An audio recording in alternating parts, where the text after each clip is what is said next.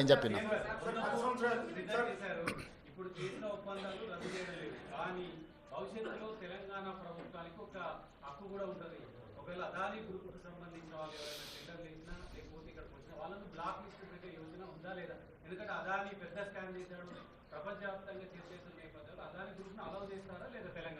ఇప్పుడు అదానీ గ్రూపు టెండర్లు వేస్తాడా వేయడా అనే విషయమే తేలనప్పుడు వాటి మీద ఎలాంటి చర్యలు తీసుకుంటామనే చర్చ ఎందుకు వస్తుంది? టెండర్లు పిలిచినప్పుడు వాళ్ళు భాగస్వామ్యం చేసినప్పుడు ఆ ప్రభుత్వాన్ని ఇతర ప్రాంతాలలో బ్లాక్ లిస్ట్ ఒకవేళ చేసి ఉంటే ఏ నిబంధనల మేరకు ప్రభుత్వం చర్యలు తీసుకోవాలో ప్రభుత్వం ఆ నిబంధనల మేరకు చర్యలు తీసుకుంటుంది. ముందుగానే ఊహించుకొని లేకపోతే ఎవరో ఒకరు ఏదో ఒకటి అల్లర చిల్లర మాటలు మాట్లాడితే వాటి మీద ప్రభుత్వం స్పందించదు. ప్రభుత్వానికి నిర్దిష్టమైన విధి విధానాలు ఉంటాయి. ఆ నిర్దిష్టమైన విధి విధానాలకు లోబడి మాత్రమే ప్రభుత్వం చర్యలు చేపడుతుంది.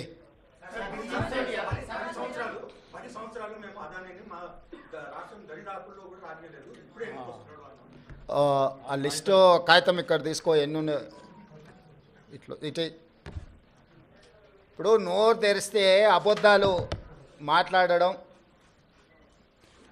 ఇది అదాని పక్కలు ఉన్నాయని ఎవరు ఈయన పేరు గుర్తుపడతావా? ఏం పేరు ఈయన పేరు? మరి ఈయన చంద్రశేఖరరావు. ఆయన వంగి వంగి నమస్కారం పెడుతున్నాయి. అప్పుడు ఆయన వంగినా ఇట్లా ఇంతగా వంగినా? అదేవిధంగా ఆయన ఇచ్చిన వర్కులు కొన్ని నేను లిస్టు చదివి చెప్పిస్తా. KCR invites Adani to set up a power plants in TS. Okay, Hans India పత్రికా ఓనర్ ఉండొచ్చు కదా. Business baron Adani meets to KCR, Times of India. ఇగో ఈ బుద్ధిమంతుడు ప్రబుద్ధుడు అదాని సంఖలో దూరిండు. ఈ సిగ్గులేనోడు అదాని గురించి నా గురించి మాట్లాడతాడు. అట్లనే ఒక లిస్ట్ ఉంటుంది కదా, వేరే పేపర్ ఇంత ఉందా, 12-13 లిస్టు ఉంటుంది చూడు ఒకటి. నేను ఆ లిస్టు చదివి వినిపిస్తాను నీకు. ఎన్ని ఇచ్చిండ్రో వాళ్ళు, ఎన్ని నేషనల్ హైవేస్ ఇచ్చిర్రు, ఎన్ని డేటా సెంటర్లు ఇచ్చిండ్రు. ఒకవేళ సిద్ధంగా ఉన్నాడు ఆయన ఇచ్చిన అన్నిటి మీద విచారణకు, మళ్ళీ విచారణ ఏంగానే చూసిరా నా మీద కేసులు పెడుతురని ఒకల ఏడుపులు ఏడుస్తుంటాడు. పెట్టూరి జైలు పోతానే ఆయన్నే అంటాడు. ఎప్పుడెప్పుడు జైలుకు పోదామా, జైల్లో పోయి ఉందామా అని ఆయన ఏమనుకుంటున్నట్టు. నిన్నవానేదో పేపర్లో చూసిన జైలుకు పోయిన వాళ్ళు అందరూ అయినరానా? ఆ లెక్కన ముందుగాల వాళ్ళ చెల్లెలు పోయింది. మరి ఆల్రెడీ వాళ్ళ చెల్లెలు జైలుకు పోయి వచ్చింది. అట్లా కూడా ఈయనకు అవకాశం లేదు కదా. ఆ ఛాన్స్ ఒకవేళ తీసుకుంటే కేసీఆర్ ఫ్యామిలీలా ఆల్రెడీ వాళ్ళ చెల్లెలు జైలుకు పోయి వచ్చింది. ఆ ఛాన్స్ ఆల్రెడీ వాళ్ళ చెల్లెలు కొట్టేసింది. ఆ ఫ్యామిలీలో ఉన్న పోటీని తట్టుకోలేక. కాబట్టి ఇట్లాంటి చిల్లర ఆలోచనలు మానాలి. 10 ఏళ్ళు మంత్రి చేసినోడు, అమెరికాలో చదువుకొచ్చినోడు, కొంచెమన్నా జ్ఞానంతో కొంచెమన్నా ఆలోచన విజ్డమ్ వాడాలి కదా. ఆ విజ్డమ్ వాడకుండా అన్ని చిల్లర మాటలు మాట్లాడుకుంటా Adani Elbit Systems defence unit at Mamidipally operational BRS టైంలో ఇచ్చిండ్రు. అదేవిధంగా missile cell manufacturing unit at Mamidipally under construction BRS ఇచ్చింది. Microsoft data centre at Ellikatta BRS ఇచ్చింది. అదేవిధంగా 3 national highway projects, Khammam to Suryapet national highway, Mancherial to Repallewada national highway, Khammam to Kodad national highway BRS ఇచ్చింది. 750 kV transmission line project BRS ఇచ్చింది. ఇన్ని ప్రాజెక్టులు BRS ఇచ్చి ఈరోజు same counter drone manufacturing unit at Mamidipalli BRS ఇచ్చింది. ఇన్ని ప్రాజెక్టులు బీఆర్ఎస్ అదానికి ఇచ్చి అదానితో అంటగాగి అదాని దగ్గర కమిషన్లు మెక్కి నేను చేసిన ప్రయత్నం అదాని సిఎస్ఆర్ ఫండ్స్ నుంచి తెలంగాణ నిరుద్యోగ యువకుల కోసం వాళ్ళ భవిష్యత్తును నిర్మించడం కోసం ఆలోచన చేసి యంగ్ ఇండియా స్కిల్స్ యూనివర్సిటీకి లక్షలాది తెలంగాణ నిరుద్యోగ యువకులకు ప్రయోజనం చేకూర్చే విధంగా సిఎస్ఆర్ ఫండ్స్ కింద 100 కోట్లు తీసుకొస్తే అది రాష్ట్రానికి ప్రయోజనం. కేసీఆర్ లాగా అదానీ నుంచి అప్పనంగా నిధులు మా కుటుంబానికి కొట్టేయలే. ఇన్ని ప్రాజెక్టులు ఇచ్చిండు. ఈ ప్రాజెక్టులు అన్ని ఇచ్చినందుకు కేటీఆర్ను ప్రాసిక్యూట్ చేయాలనా? అదానిని కేసీఆరే కాల్చండి, కేటీఆర్ అనే కాదు. దీనికి ఏం సమాధానం చెప్తాడు?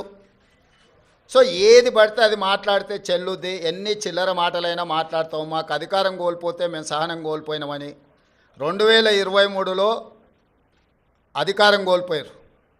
2024 జూన్లో డిపాజిట్లు కోల్పోయారు.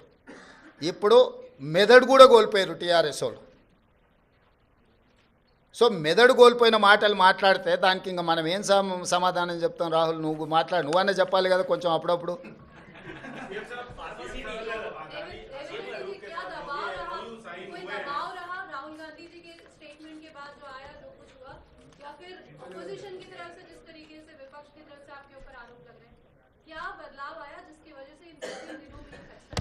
बदलाव नहीं है, ये कंट्रोवर्सीज में मैं जाना नहीं चाहता हूँ, क्योंकि अदानी ग्रुप से मैं किसी पार्टी के लिए, हमारे कांग्रेस पार्टी के लिए नहीं तो हमारे परिवार के लिए एक पैसा नहीं लिए।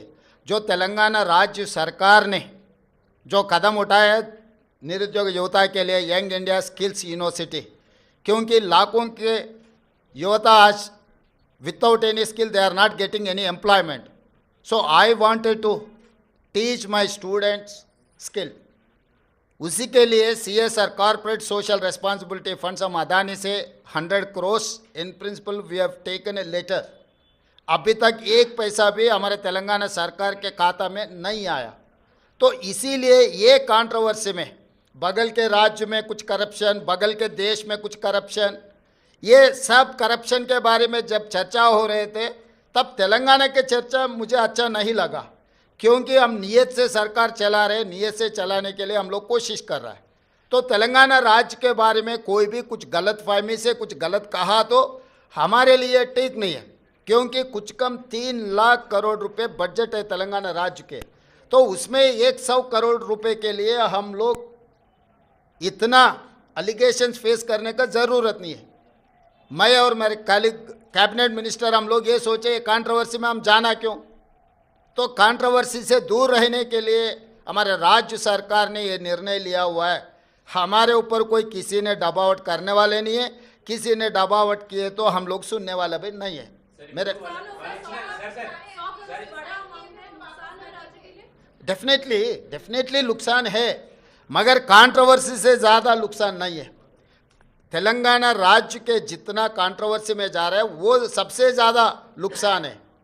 इमेज सब कुछ है.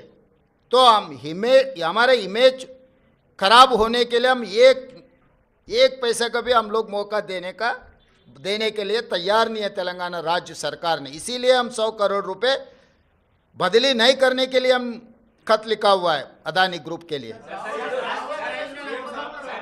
आपके नेता राहुल गांधी 10 साल से अदानी पे सवाल उठाते रहे, उसके बाद भी आपने सरकार में आने के बाद एमओयू साइन किया. केवल एक आरोप लगने से, एक उनके खिलाफ वारंट जारी होने से, वो भी दूसरे देश में, ऐसा निर्णय लेना क्या आपको उचित लगता है? नहीं, ये मैं इसी राहुल गांधी 10 साल से बोल रहे थे, उसके बावजूद भाई आपकी मीटिंग्स हुई है.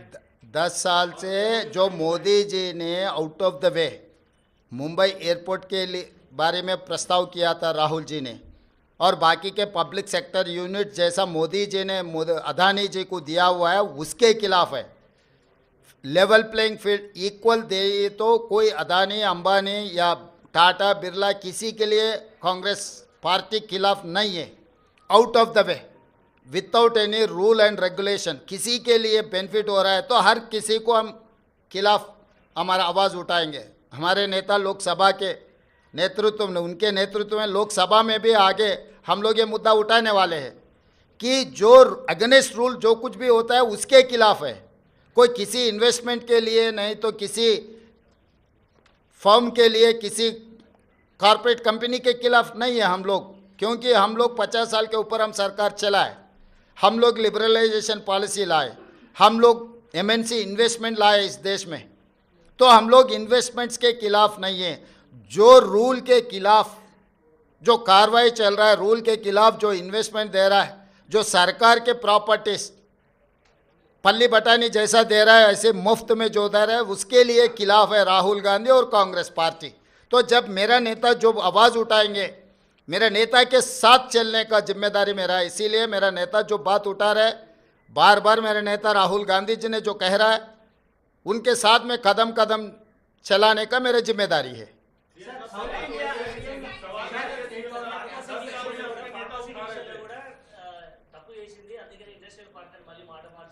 హే వాడో పిచ్చోడు, వాడికి పిచ్చోడు మాట్లాడే మాటలు ఎందుకు మీరు అంత సీరియస్గా తీసుకుంటారు? మహారాష్ట్ర ఎన్నికల్లో అనేది ఒక ఆరోపణలు వస్తున్నాయి. దీన్ని ఈవీఎం ఉండాలంటారా, మీరు పోస్టల్ బ్యాలెట్ పోవాలంటారా, ఏమంటారా యాజ్ ఏ ముఖ్యమంత్రిగా?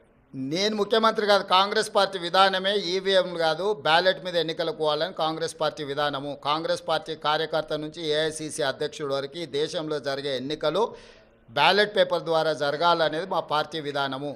ఎవరమైనా ఆ విధానానికి కట్టుబడి ఉంటాం, అది మా పార్టీ విధానం.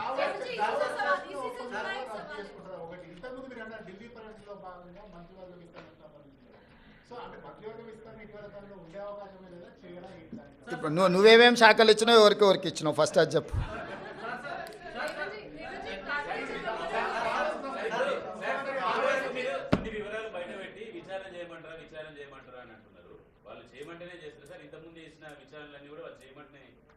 వాళ్ళు అడిగితేనే చేసినాం కదా, అసెంబ్లీలో వాళ్ళే అడిగినారు కదా, విచారణ చేయండి మీకు దమ్ము ఉంటాయని వాళ్ళు సవాల్ విసిరినందుకే కదా.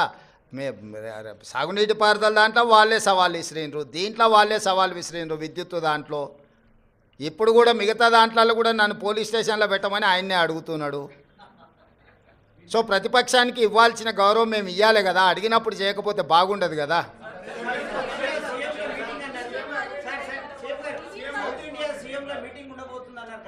ఇప్పటికాడికైతే దీనికి మహారాష్ట్ర ఓటమి మీద మాట్లాడుతూ కేంద్ర మంత్రి కిషన్ రెడ్డి ఇక్కడ జనాలు నమ్మలేదు, మహారాష్ట్రలో కూడా కాంగ్రెస్ హామీలను నమ్మలేదు కాబట్టి వేరేది ఇన్ని రోజులు తిరిగిన పైసలు వేస్ట్ అయిపోయినాయి, తిరిగిన పెట్రోల్ వేస్ట్ అయిపోయిందని చెప్పి వాళ్ళు చెప్తున్నారు. కిషన్ రెడ్డి గారికి ఒక విషయం స్పష్టంగా మీరు చెప్పండి, మీ ద్వారా నేను కూడా చెప్తున్నాను. ఈ దేశంలో 2 లోక్సభ ఎలక్షన్స్ జరిగినాయి. లోక్సభ ఎలక్షన్లు అనేటివి ప్రధానమంత్రికి సంబంధించిన ఎన్నికలు. ఒకటి కేరళ వాయనాడ్లో ప్రియాంక గాంధీ, 2 నాందేడ్లో మహారాష్ట్ర. మహారాష్ట్ర మేము గెలిచినామని గొప్పలు చెప్పుకొని జబ్బలు జరుచుకుంటున్నాడు కిషన్ రెడ్డి అక్కడ.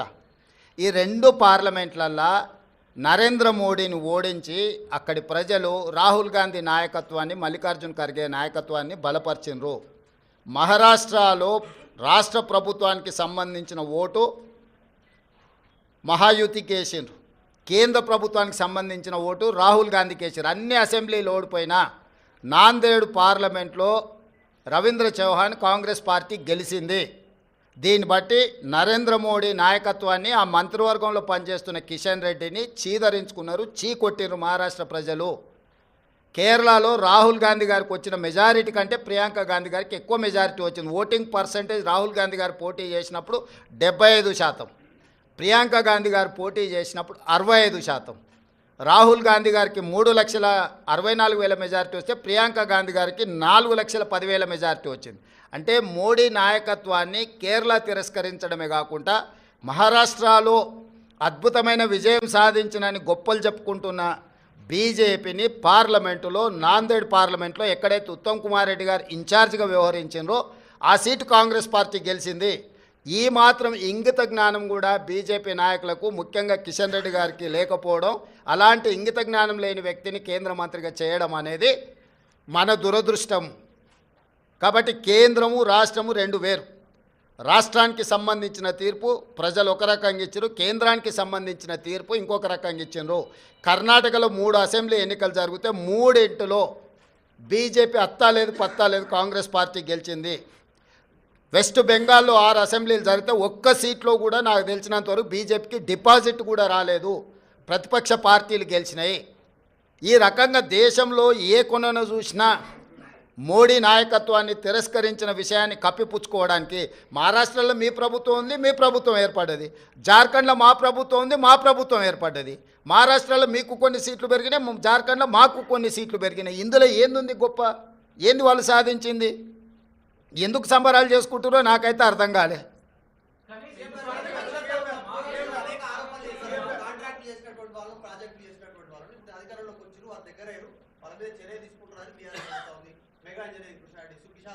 రిటైనింగ్ వాళ్ళు బ్లాక్ లిస్ట్ లో పెట్టాల్సింది వాళ్ళకే మళ్ళీ టెండర్లు కట్టబెడుతున్నారు అనేటువంటి క్వశ్చన్. అవును, అంతకుముందు వాళ్ళు టీవీ 9 ఏబిఎన్ను నిషేధించారు, నీకు గుర్తుందా? తెలంగాణ వచ్చిన వెంబడే. ఇప్పుడు ఏం చేద్దాం చెప్పు. ప్రజాస్వామ్యంలో ప్రతిదానికి ఒక విధానం ఉంటుంది. వాడోడో ఎల్లయ్య పుల్లయ్య బోడిగాడు ఏదో చెప్పిండని చెప్పి అట్లా వ్యవహరించదు ప్రభుత్వం ఏది వ్యవహరించాలన్నా రాజ్యాంగ పరిధికి లోబడే వ్యవహరిస్తుంది. ఇవాళ విచారణ వచ్చిన దానికి విచారణ ఎదుర్కోకుండా ఏందేందో వాదనలు తీసుకొస్తారు. ఒక్కటి నువ్వు పిచ్చిగా ఒకటి క్లారిటీ పెట్టుకో, సైకో రామ్ అంటే తెలుసు కదా, అంతే.